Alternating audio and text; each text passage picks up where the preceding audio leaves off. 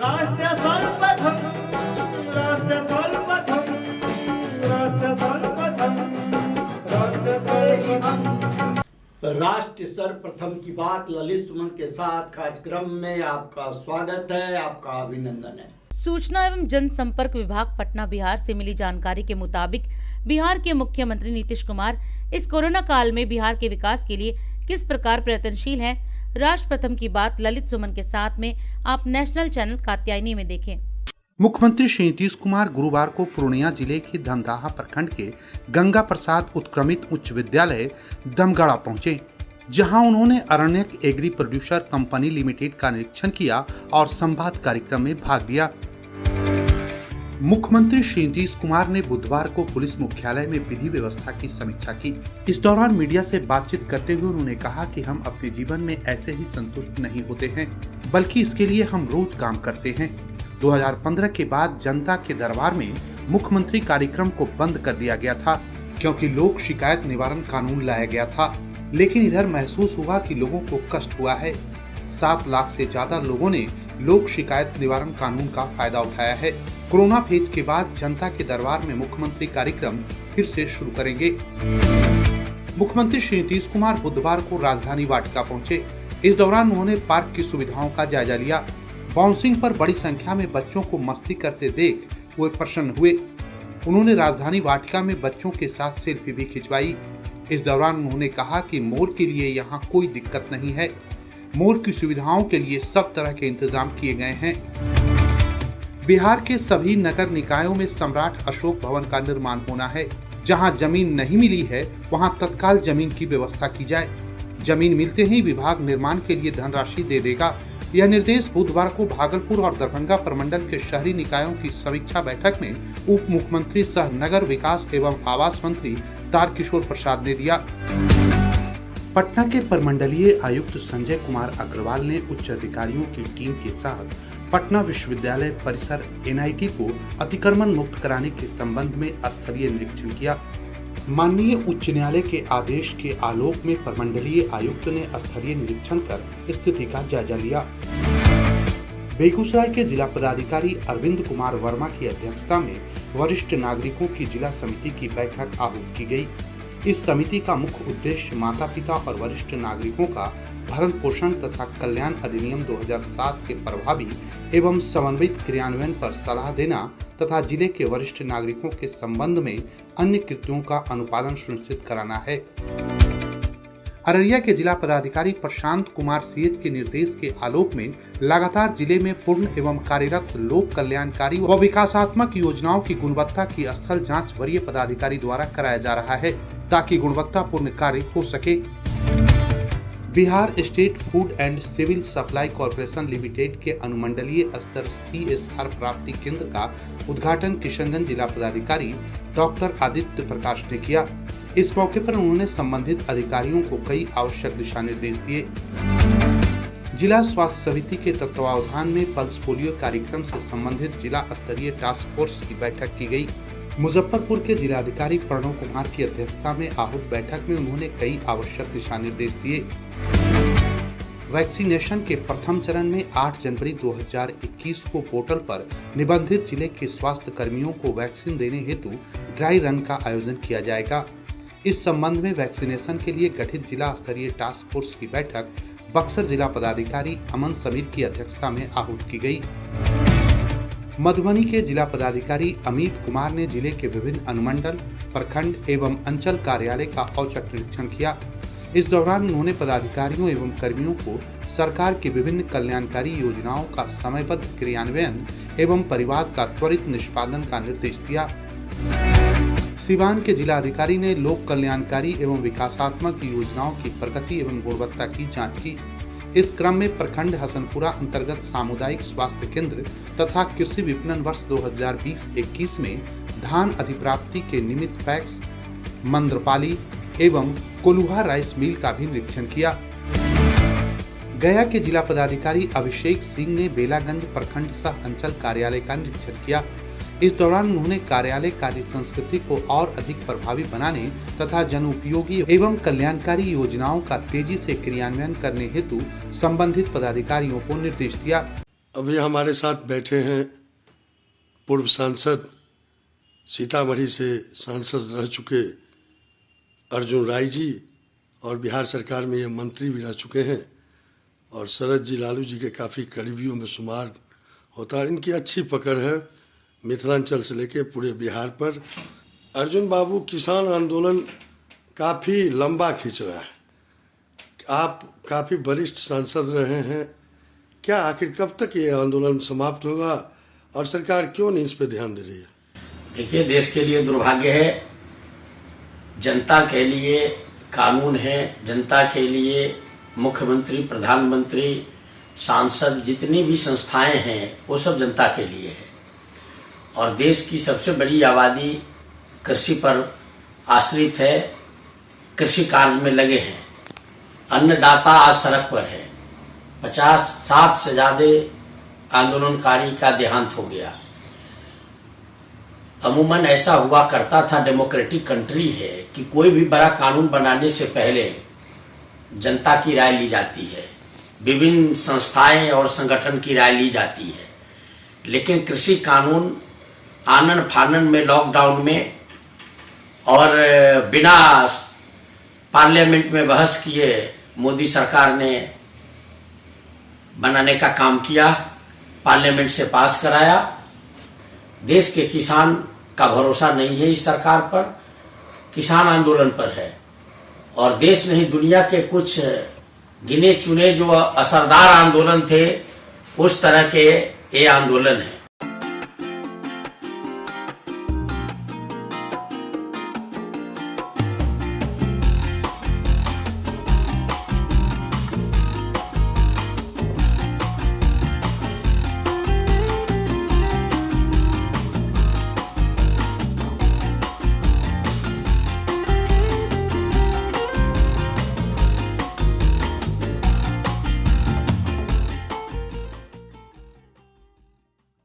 Mother India परिवार की ओर से समस्त राष्ट्रवासियों को नव वर्ष 2021 की हार्दिक शुभकामनाएं।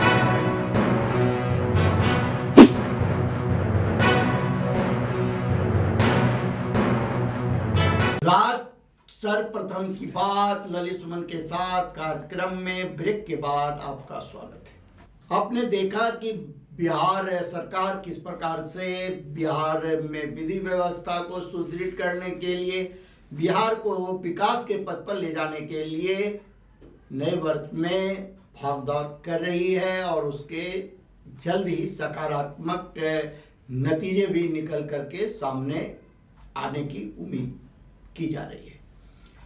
आप से हम आज राष्ट्र सर्वप्रथम की बात ललित सुमन के साथ कार्यक्रम में वाशिंगटन डीसी में जो उपद्रव एवं हिंसा हुआ है उसकी ओर ध्यान आकृष्ट करते हुए यह बताना चाहेंगे कि किसी भी सभ्य समाज के लिए इस प्रकार का उपद्रव और हिंसा सही नहीं माना जा सकता है, वो भी एक विकसित राष्ट्र में जो विश्व के अन्य देशों के लिए एक प्रेरणा देने का काम करते, और वहाँ अगर इस प्रकार का कदम उठाया जाता है जिससे हिंसा और उपद्रव को बढ़ावा मिलता है, तो यह बड़ा ही दुर्भाग्यपूर्ण है। इस तरीके की घटना नहीं घटनी चाहिए।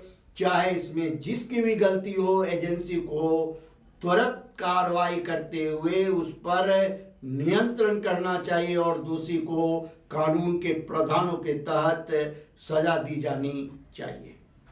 सुप्रीम कोर्ट ने दिल्ली सरकार से, केंद्र की सरकार से किसानों के मुद्दे पर पूछा है, क्या आपने दिल्ली के सीमा से सटे हुए जो किसान आंदोलनरत हैं उन्हें कोरोना जैसे महामारी से बचाने की दिशा में आपने प्रयास किया है या नहीं किया है? इन सब बातों से केंद्र की सरकार को आप यह कह सकते हैं कि केंद्र की सरकार इस दिशा में त्वरित कार्रवाई करे ताकि किसानों को कोरोना से बचाया जा सके। राष्ट्र सर्वप्रथम की बात ललित सुमन के साथ में हम आज आप से इस बात पर भी चर्चा करेंगे कि फिर से एक बार पेट्रोल एवं डीजल का दर बढ़ गया है, जिससे महंगाई बढ़ने की संभावना व्यक्त की जा रही है। दिल्ली में पेट्रोल की कीमत 84 रुपये 20 पैसे जहां हो गया है, वहीं डीजल की कीमत 74 रुपये 38 पैसे हो गया। महानगर मुंबई में 90 रुपये 83 पैसे पेट्रोल के, तो डीजल के 81 रुपये 72 पैसे और चेन्नई में 86 रुपये 96 पैसे अगर पेट्रोल के दाम हो गए हैं। दैनिक इंडिया दर्पण परिवार की ओर से समस्त राष्ट्रवासियों को नव वर्ष 2021 की हार्दिक शुभकामनाएं।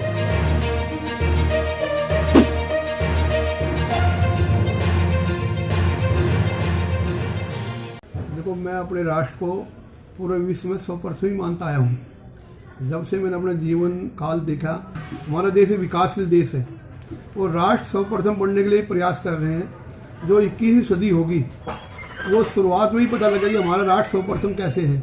अभी जैसे कोरोना संकट आया, पूरे विश्व की स्वास्थ्य सेवा बिगड़ गई, पर हमारे देश के प्रधानमंत्री नरेंद्र मोदी जी के नेतृत्व में, अमित शाह जी के नेतृत्व में, डॉक्टर हर्षवर्धन जी के नेतृत्व में आज हमने सबसे पहले वैक्सीन का निर्माण किया।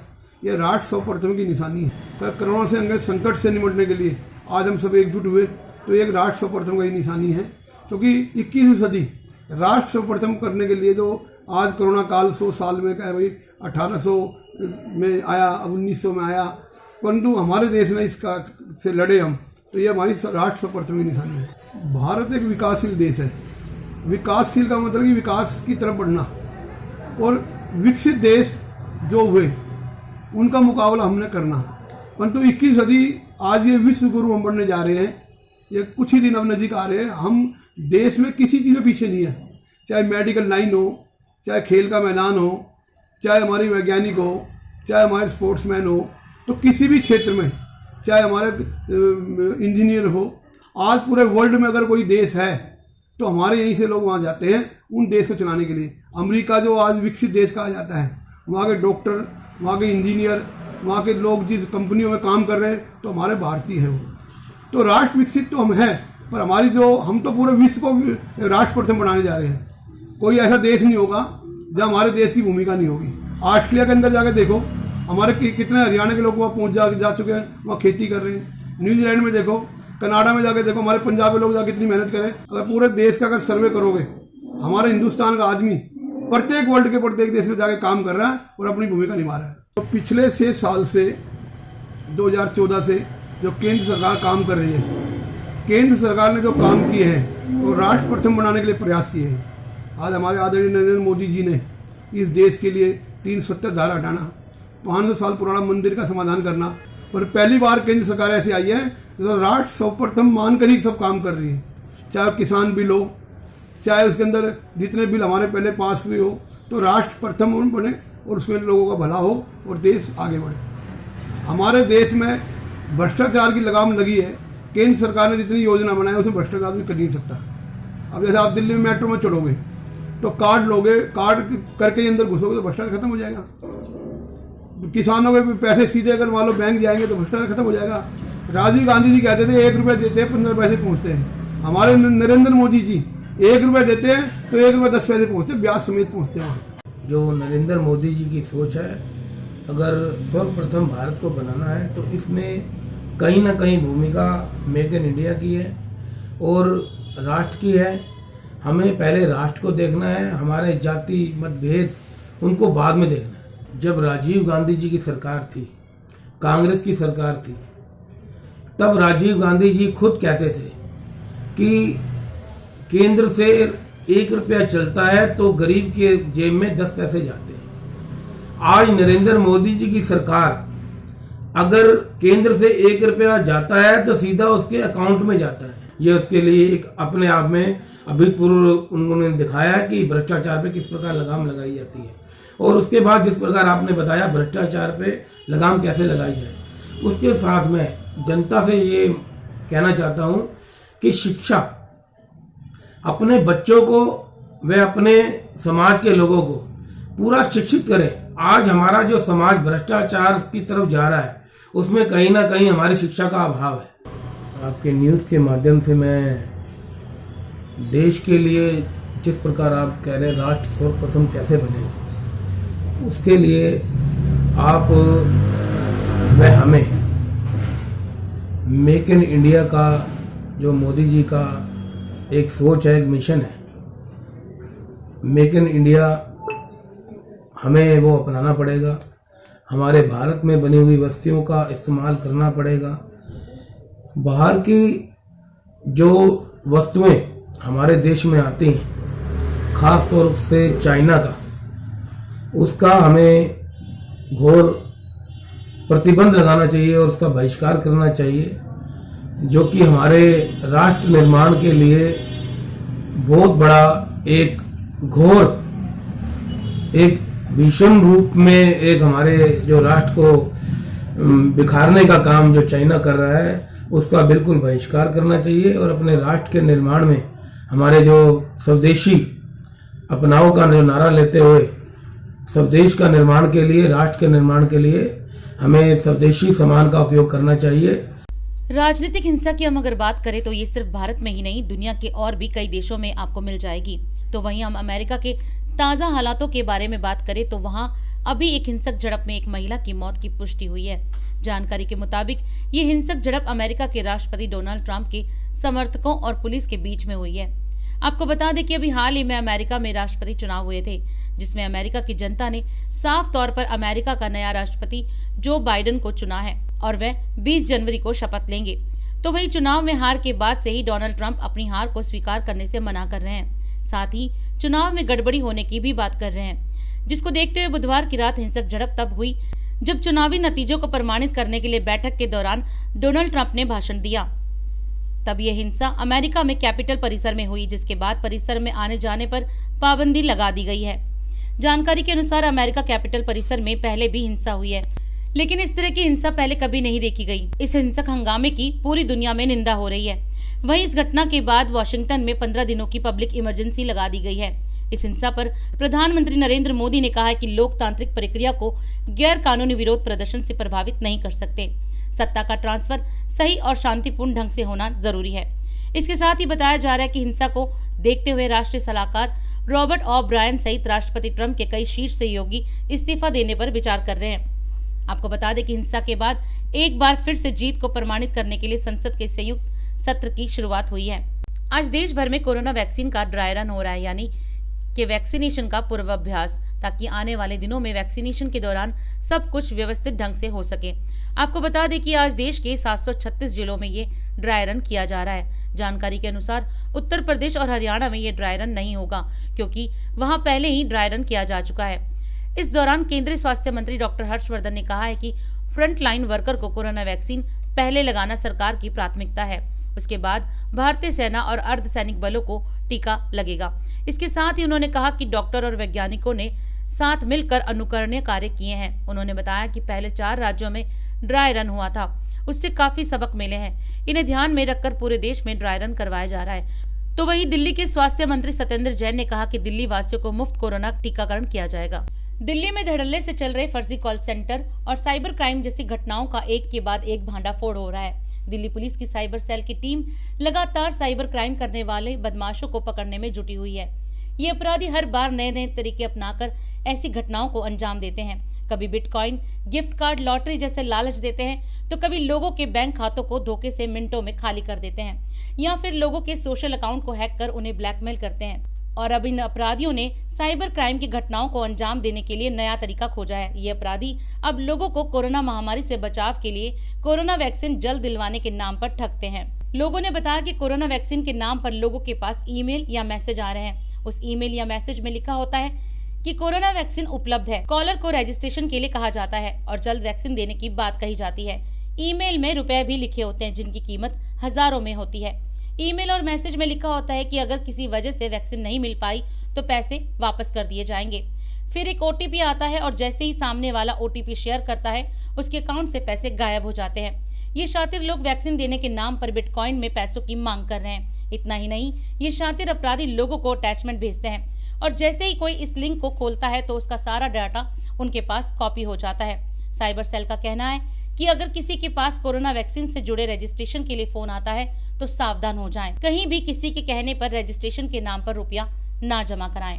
दिल्ली में पिछले कुछ दिनों से लगातार बारिश हो रही है। ऐसे में सड़कों में जगह जगह गड्ढे होने के कारण यातायात बाधित हो रहा है, तो वहीं जगह जगह कीचड़ और गंदगी के ढेर नजर आ रहे हैं। ऐसे में जहां देश में कोरोना महामारी का आतंक फैला हुआ है और लोगों की जान जाने का खतरा बना हुआ है, तो वहीं इस गंदगी की वजह से न जाने और कितने वायरस पनप सकते हैं। इतना ही नहीं, इस गंदगी में मच्छरों और मक्खियों ने भी खूब डेरा डाला हुआ है और इनकी वजह से मलेरिया, डेंगू और चिकनगुनिया जैसी कितनी बीमारियां फैल सकती हैं। हम आपको जो तस्वीरें दिखा रहे हैं वो कीर्ति नगर के पास मेट्रो पिलर का नजारा है, जहां गंदगी मुंह चिढ़ाती नजर आ रही है।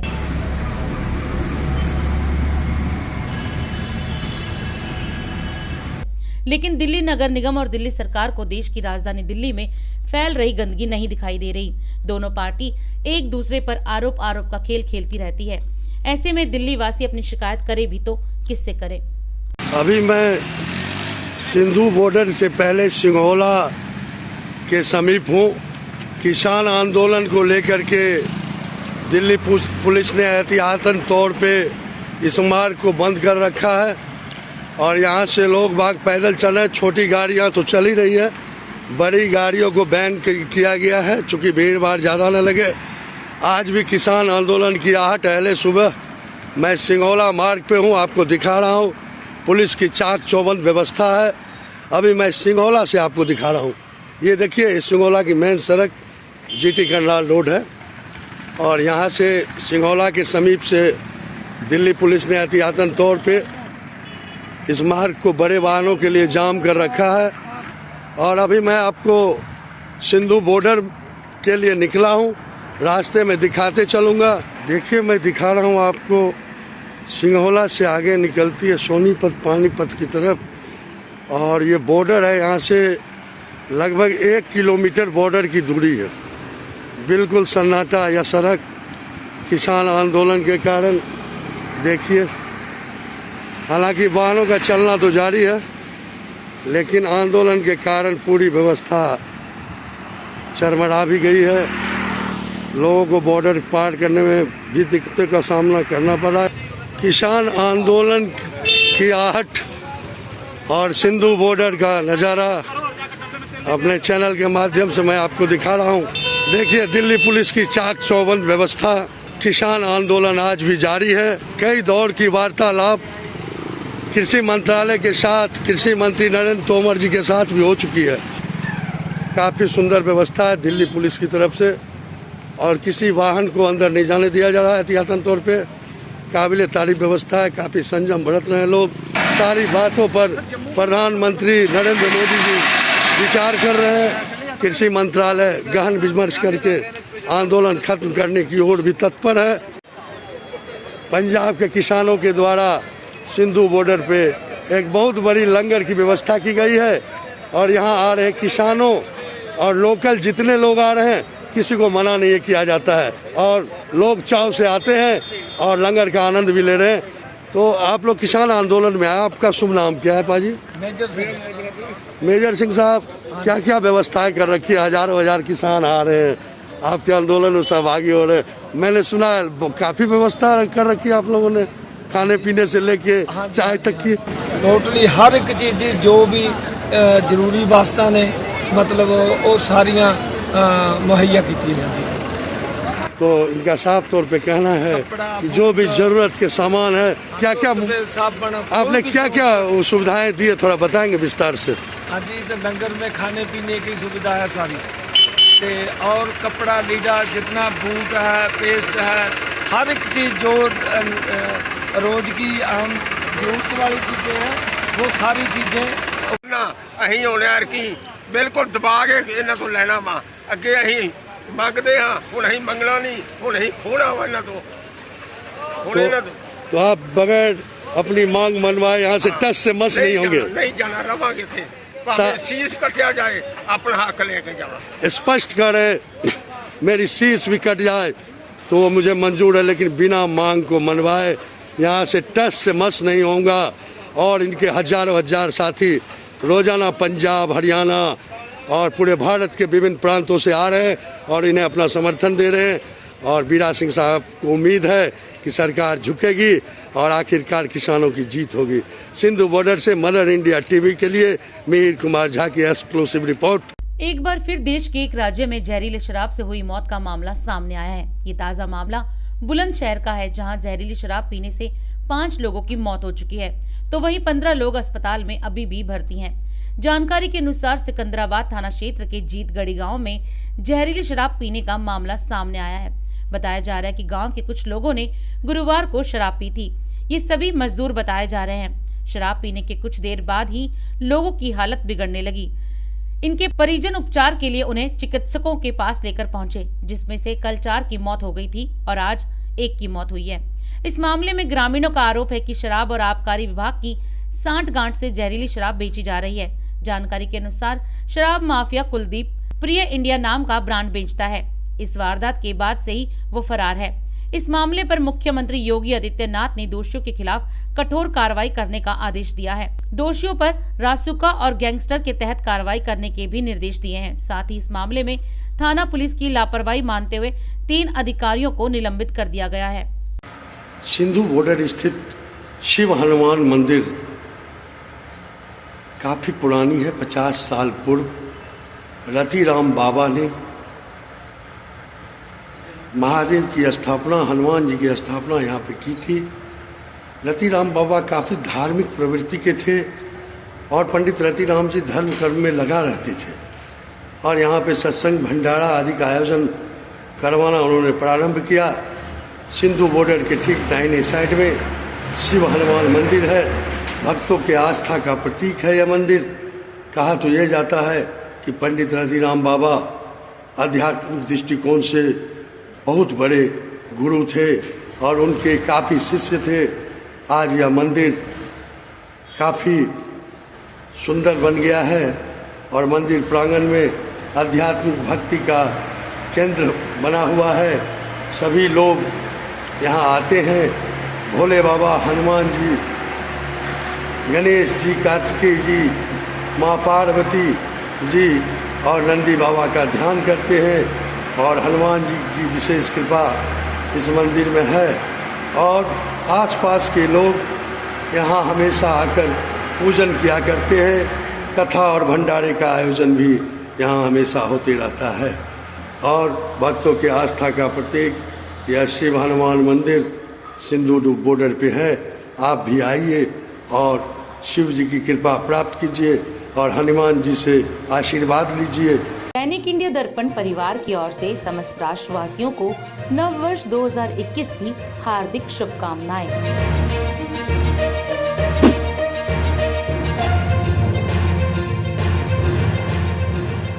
प्रतिदिन देखिए 8 बजे रात्रि, 9 बजे सुबह राष्ट्र सर्वप्रथम की बात ललित सुमन के साथ कात्यायनी टीवी पर। मदर इंडिया परिवार की ओर से समस्त राष्ट्रवासियों को नव वर्ष 2021 की हार्दिक शुभकामनाएं।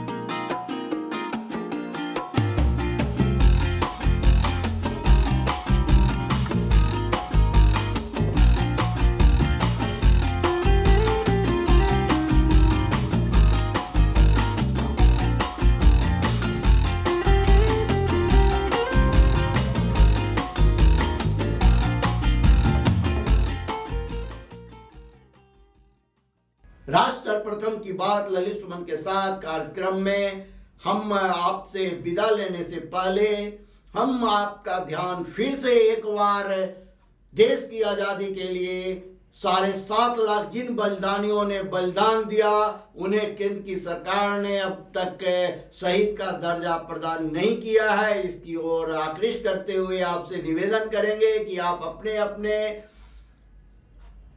एक छोटे से पोस्ट कार्ड से आप अपने एक छोटे से SMS से आप अपने एक छोटे से WhatsApp से आप इस बात को सरकार तक पहुंचाएं कि देश की आज़ादी के लिए जिन 7.5 लाख बलिदानियों ने बलिदान दिया उन्हें यह सरकार शहीद का दर्जा प्रदान करे।